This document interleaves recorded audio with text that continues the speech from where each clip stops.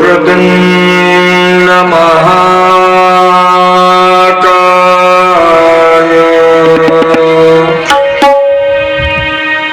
सूर्यकोटि समप्रभ निर्विघ्नं कुरु मे देव सर्वकार्येषु सर्वदा। ॐ शान्ताकारं भुजगशयनं पद्मनाभं सुरेशं विश्वाधारं गगनसदृशं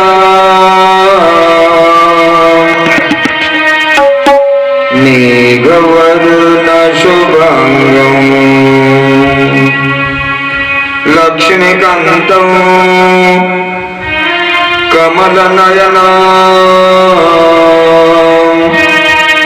योगिर्भिध्यानगम्यं वन्दे विष्णु भवभयहरणं सर्वलोकैकनाथं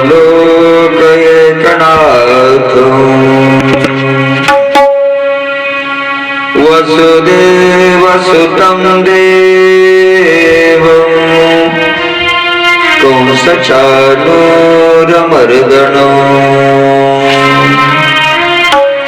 देवकी परमानन्दं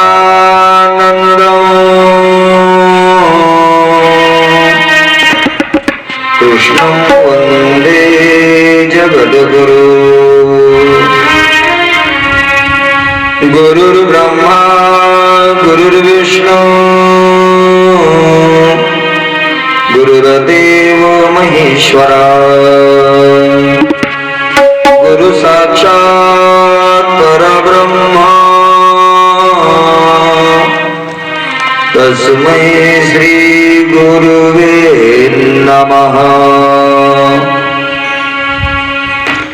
मनोजवं मारुततुल्यवेगं जितेन्द्रियं बुद्धिमतां वरिष्ठं वातात्मजं वानरयोतमुख्यं श्रीरामदूतं शरणं प्रपद्ये। ॐ नमो जगद्गुरवे वेद प्रतिपाद्या जय जय स्वसंविद्या आत्मरूपा देवा तुझे गणेशो सकलार्थमते प्रकाशो म्हणे निवृत्ती दासो अवधारी जोजी।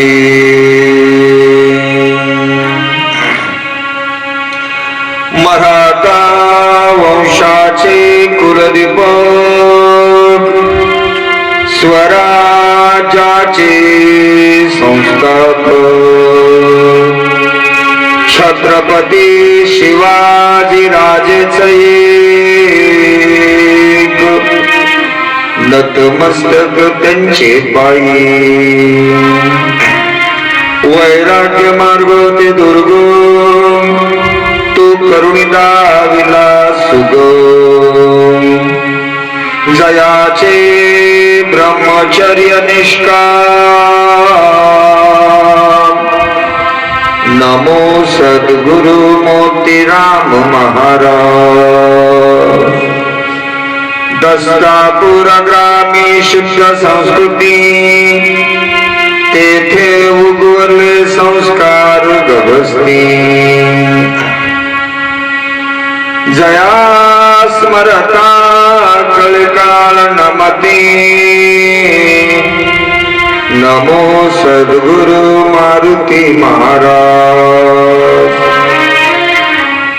जयांची केली स्मरण होय सकळ विद्यांचे आदि करण तेची वंदू श्री चरण श्री गुरूंचे ते नमस्कारोण्याता व्यासं व्यासकरं वंदे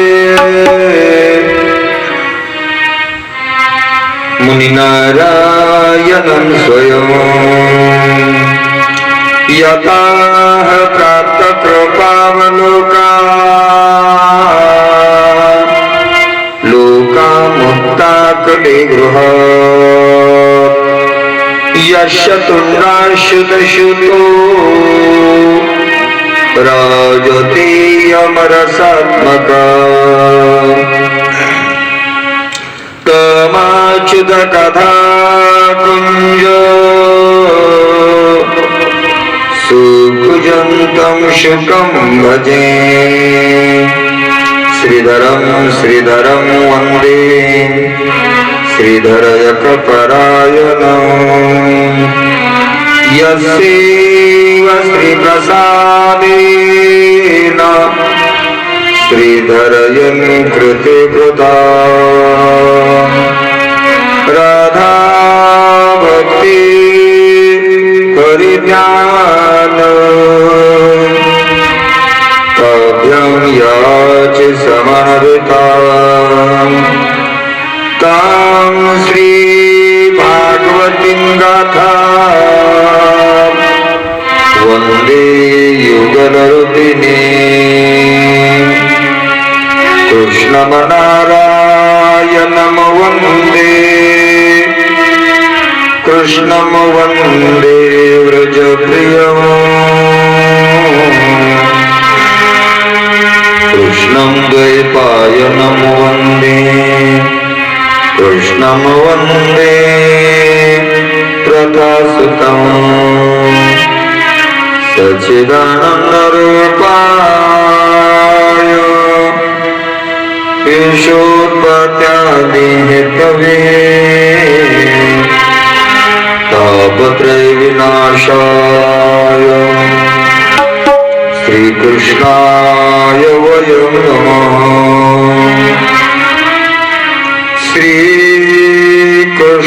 श्रीकृष्णाय वयं नमः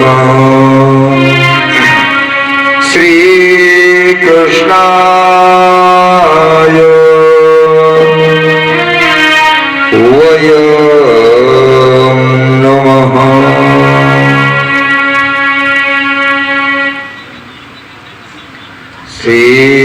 श्रीसुत उवाच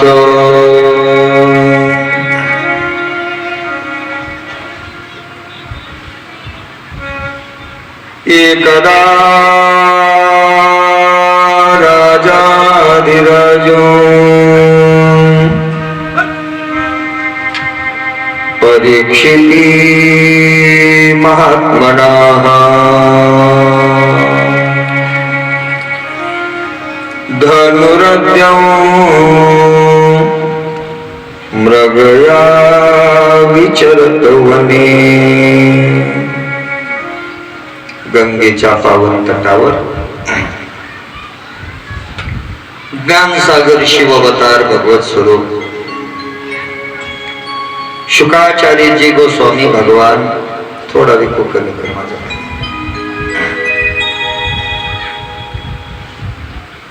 सर्व श्रोत्री अधिकारी संपन्न राजा परीक्षितीला उद्धाराची गाथा अर्थात थोडा श्रीमद भागवत महापुराण कथा सांगत आहे थोडस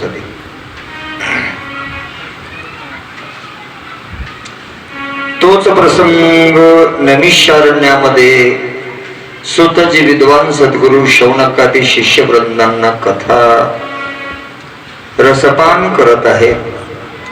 तोच कथेचा प्रसंग पावन नगरी पवित्र गाव उमरगा कोर्ट या गावामध्ये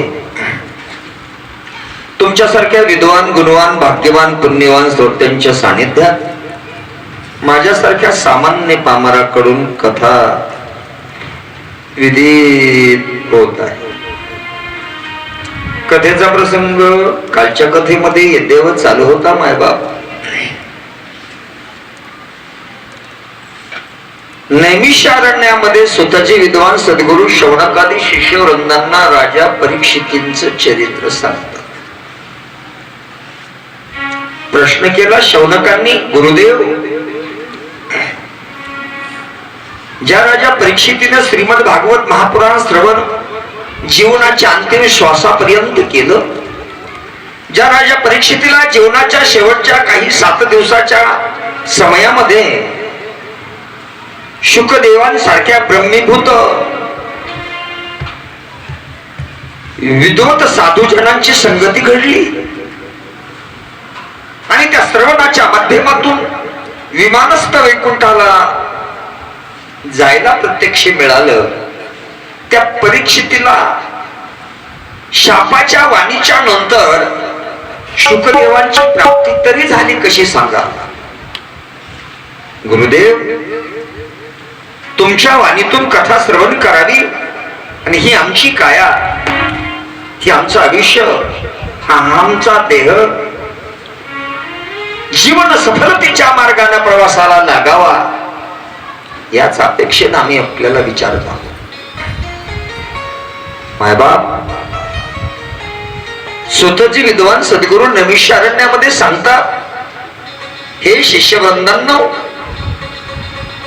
राजा परीक्षितीला शाप झाला. येते लंघितन मर्यादन तक्षकः सप्तमेहनी दंशतन तक्षकन पादेलेली हानन विषाणनेह. राजा, मानवी मर्यादेचं उल्लंघन करून साधूंचा अपमान करणारं कृत्य तुझ्याकडून घडलं. या कारणास्तव राजा, एका साधूला शंकेच्या नजरेनं पाहून परीक्षा घेण्याच्या हेतूने त्यांच्या गळ्यामध्ये मृत साप टाकण्याच्या कृतीमुळे माझा तुला शाप आहे. आजच्या दिवसापासून 7व्या दिवशी दंशतन तक्षकन हानी, तक्षक नावाच्या सर्पाचा दोष होईल आणि इति मर्यादम लंघितम तक्षकः सप्तमे हानी. तक्षक नावाचा सर्प 7व्या दिवशी तुझ्या देहाचा अंत करी. 12 वर्षाच्या शृंगी नावाच्या पुत्राने शाप दिला. बापाने संबोधन केलं मुलाला, अरे ज्या राजाला शाप दिला तो या पृथ्वी तलावरला चक्रवर्ती राजा आहे. तू राजाला ज्या शाप दिलाय ना, तो राजा माया बापांसारखा समाजाचा सांभाळ करणारा राजा आहे. झाली आता धनुष्यातून निघालेला बाण आणि वाणीतून निघालेले शब्द वापस नाही येणार. बाळा, बाप सांगतोय मुलाला, श्रमिक सांगता शृंगीला, त्या राजाचा विश्वासघात होणार नाही असं कृत्य तुझ्याकडून घडू देऊ नको रे. यावत मनुष्य जीवनामध्ये 6 दोषांनी देवाचा कोप घडत असतो. कोणाच्या घराला अग्नी लावून दिला, गाईच्या गोठ्याला अग्नी लावून दिला तरी देव क्षोभ जाणीजे, देवाचा कोप. एखाद्याच्या अन्नामध्ये विष कालवलं, देवाचा कोप होतो. शास्त्र सांगतं, एखाद्या गरीबाचं धन आबळलं, लुबाडलं, पिळून खाल्लं गरीबाला, अत्याचार करून धनाला गरीबाला लुटलं एखाद्या मनगटशाहीच्या बळावर, देवाचा कोप होतो त्याच्या. श्रमिक सांगता शृंगीला, बाळा, एखादी परस्त्री सुंदर आहे, तरुण आहे, एकटी आहे पाहून तिच्यावर जर अतिप्रसंग अत्याचार एखाद्या पुरुषानं नराधमाने केला, त्याच्यावर देवाचा कोप होतो. देवाला या गोष्टी सहन होत नाहीत.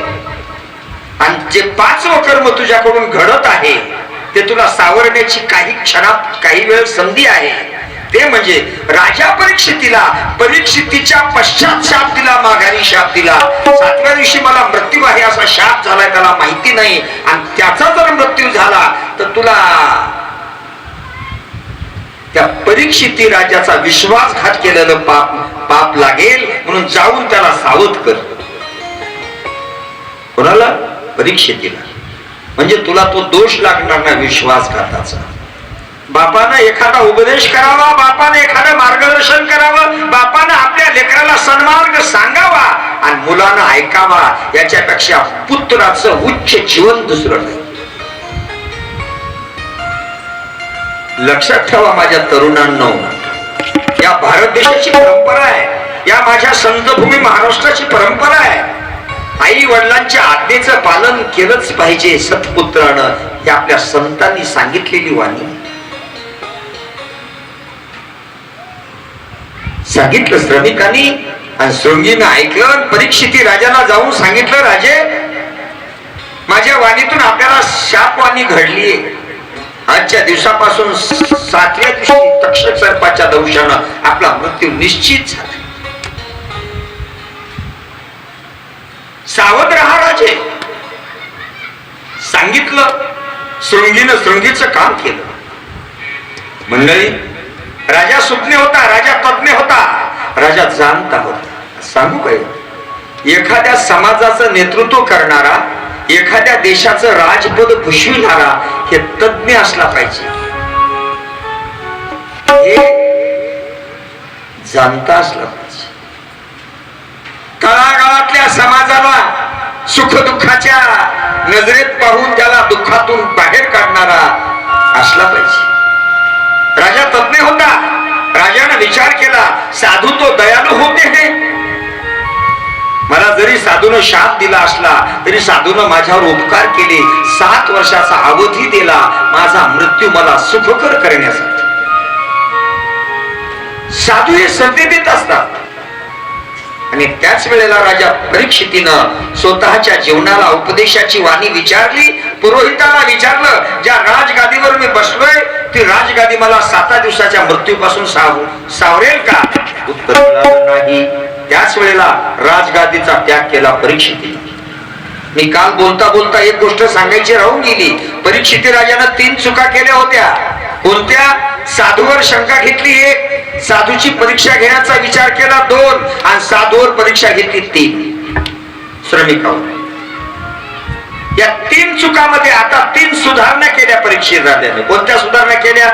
शृंगीनं शाप देणाऱ्या साधूनं ज्या वेळेला सावध करण्यासाठी मी तुम्हाला शाप दिला म्हटलं, त्यावेळेला ती वाणी नम्रतेनं श्रवण केली. 1 चूक सुधारली. दुसरी चूक कोणती? दुसरी चूक सुधारली परीक्षिती राजानं. जे साधू आपल्याकडे आले या साधूला हात जोडून साष्टांग नमस्कार केला. श्री संताचे माथा चरणावरी साष्टांग हे करी दंडवत आज्ञांतिमिरं शीर्णानंजन शलाकायां चक्षुर्मिलितं येनं तस्मै श्री गुरुवे नमः. साधूच्या चरणाला नतमस्तक झाला ना, केवढंही संकट असेल, सह्याद्री सारखं संकट जरी आडवं उभा असेल तरी सुद्धा साधूच्या दर्शनामध्ये मी ती ताकद आहे, ते संकट निरस्त करून टाकू शकतात.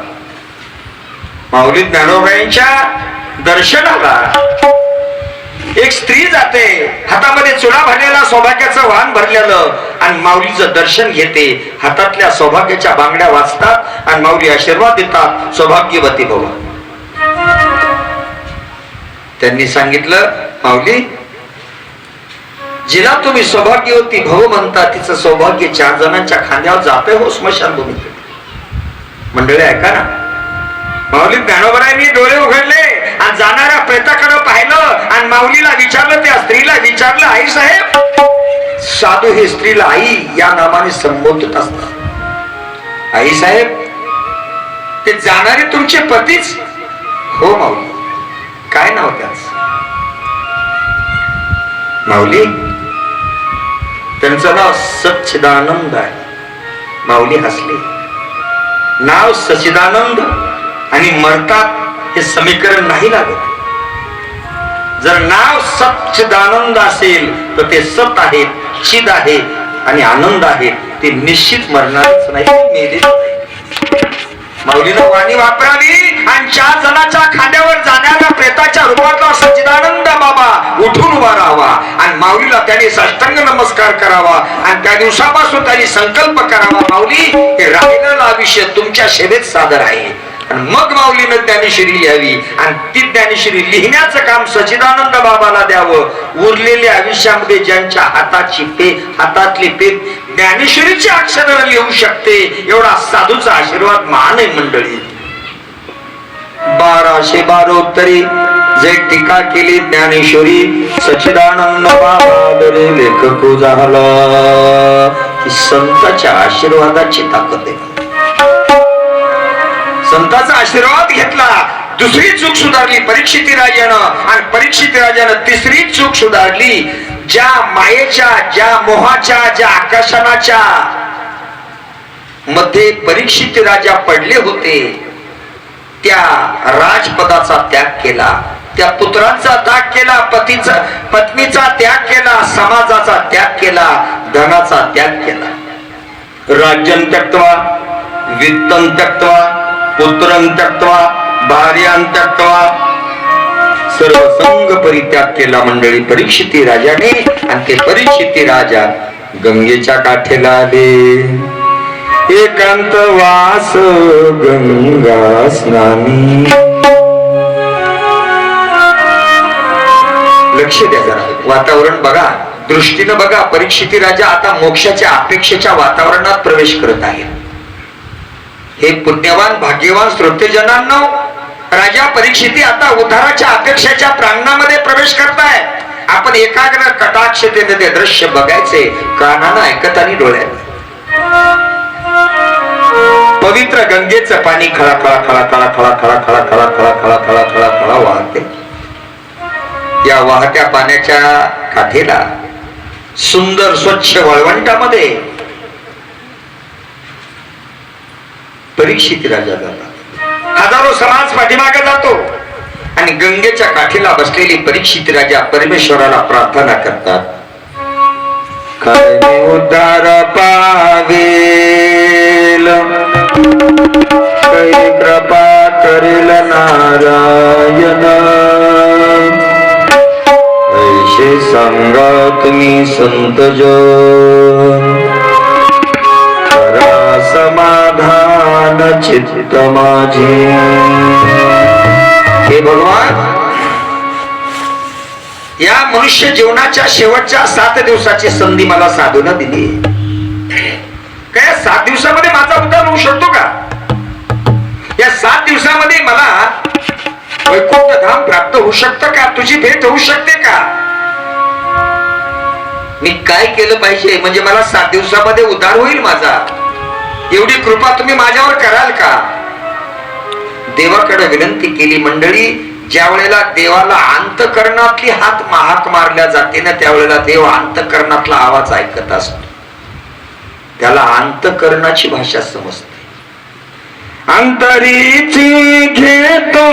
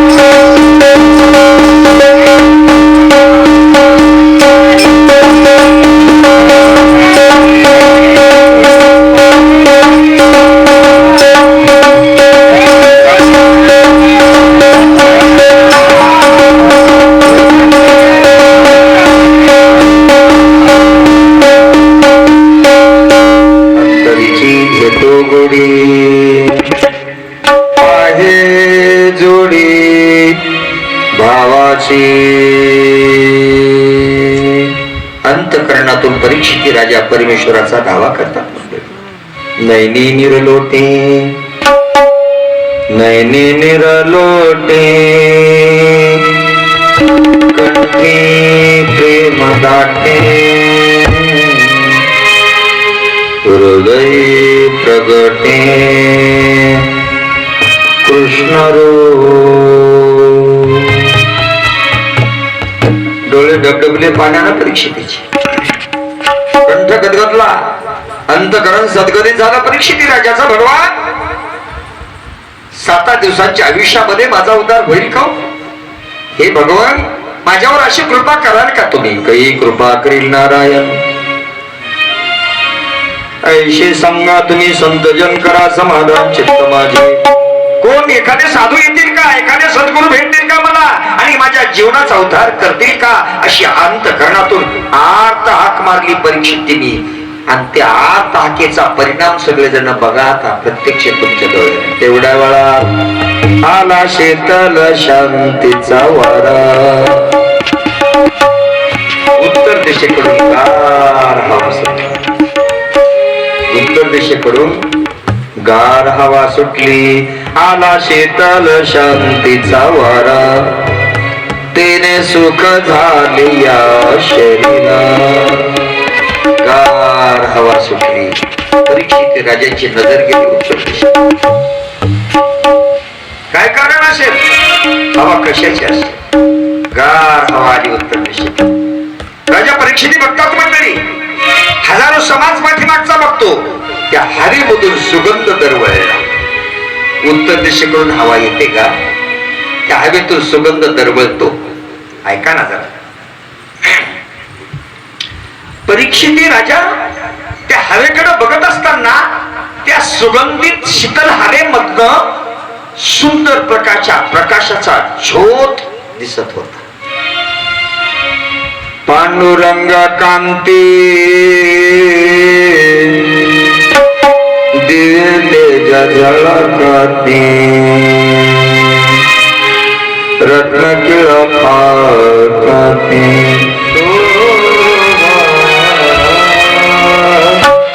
तेज आपल्याला दिसलं प्रभा दिसली राजा परीक्षिती उठून उभा राहिले काहीतरी संकेत आहे मला काहीतरी शुभ संकेत दिसतोय हवा शीतल येते सुगंधित येते प्रकाश दिसतोय हजारो समाज पाठीमागे उठून उभा राहिला तेवढ्या वेळामध्ये मंद मंद मंद मंद मंद मंद मंद मंद मंद पावलांचा आवाज कोणीतरी येतोय काहीतरी संकेत आहे मला शुभ संकेत आहे परीक्षितीने उठून भरायला मंडळी हात जोडले जरा लक्ष करा आपल्याला फार मोठं दर्शन घडणार आहे आता फार मोठा लाभ मिळणार आहे आपल्याला आता परीक्षिती राजा एकाग्र झाले उत्तर दिशेकडनं काय येत असेल कशाचं तेज पाकलं असेल काय दिसलाय का दोयाष्ट वर्षम सुकुमार पादम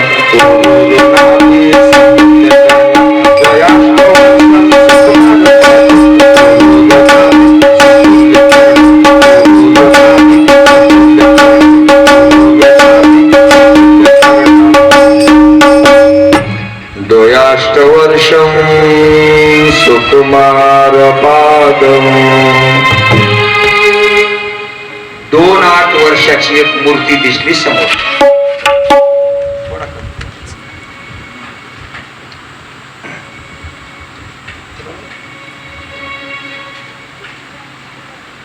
दोयाष्टवर्षं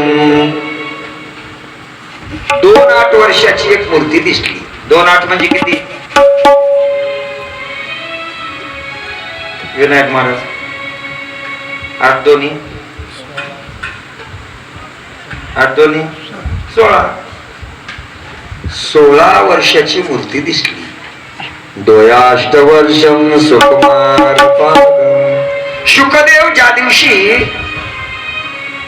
राजा परीक्षितीला भागवत कथा सांगायला येतात त्यावेळेला त्यांचं वय वर्ष होत 16 आणि माणसं म्हणतात 16वं वर्ष चांगलं नाही बदलून बोलू ते डायरेक्ट नाही ते पुला करंट जरा जोरात बसत 16वं वर्ष चांगलं नाही भागवत सांगायला शुकदेव आले दोयाष्ट वर्षम सुकुमार 16 वर्ष वय होत वर्ष चांगलं नाही असं म्हणायची गरज नाही. 16व्या वर्षात चांगल्या रस्त्याला लागला असेल. 16वं वर्ष चांगलंच आहे. उदाहरण देतो तुम्ही.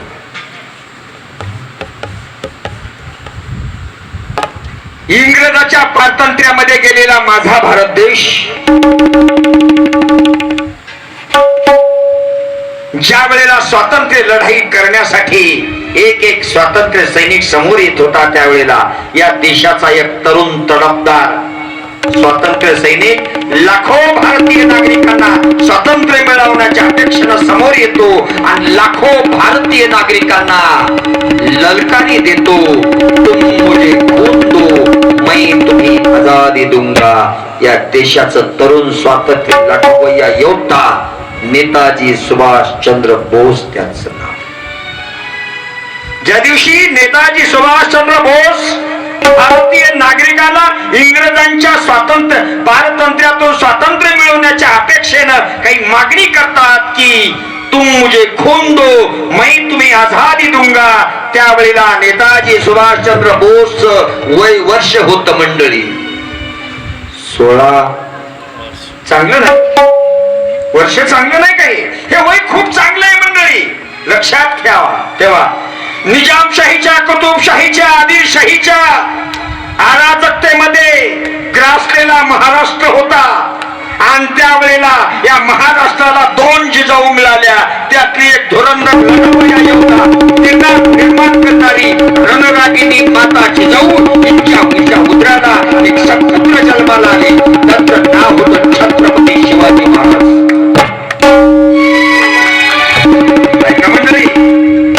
छत्रपती शिवाजी महाराजांनी गनिमी काव्याच्या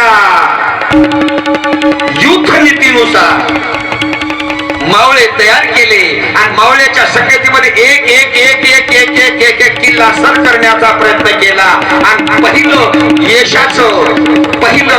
योद्ध्याचं नारळ फोडलो. तोरणा नावाच्या किल्ल्याच्या माध्यमातून पहिलं तोरणा किल्ल्याला बांधलं. माझ्या छत्रपती शिवाजी महाराजांनी त्यावेळेला छत्रपती शिवाजी महाराजांचं वय वर्ष होतं 16 वर्ष. चांगलं नाही ऐका. फार अभ्यास कमी लोकांचा त्या काळात. ज्ञान समोर आलं नव्हतं. आलं ते संस्कृत भाषेत.